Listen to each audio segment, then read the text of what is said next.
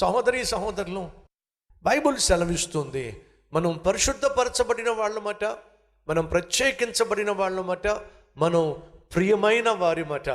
కాబట్టి ప్రియమైన, పరిశుద్ధమైన, ప్రత్యేకమైన మనం దేవుని యొక్క గుణాన్ని, గుణ లక్షణాన్ని ఈ లోకంలో మనం చూపించాలి. దేవుడు ఆశిస్తున్నాడు. పని చేస్తున్న చోట దయగలిగి జీవించండి. కఠినంగా మాట్లాడకండి, కర్కశంగా మాట్లాడకండి, ఇతరులకు కన్నీళ్లు పుట్టించే విధంగా మాట్లాడకండి, గాయపరిచే విధంగా మాట్లాడకండి, ద్వేషించే ప్రయత్నం చేయకండి, దూషించే ప్రయత్నం చేయకండి.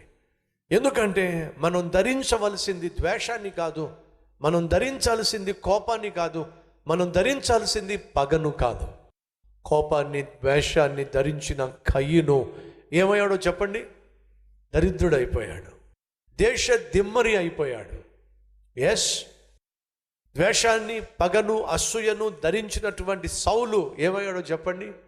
సింహాసనాన్ని కోల్పోయాడు, ఆఖరి తన ప్రాణాన్ని తీసేసుకున్నాడు. కానీ ఖైదీలకు దయ చూపించినటువంటి యోసేపు ఏమయ్యాడో చెప్పండి? దేశాన్నే పాలించే ప్రధానమంత్రి అయ్యాడు.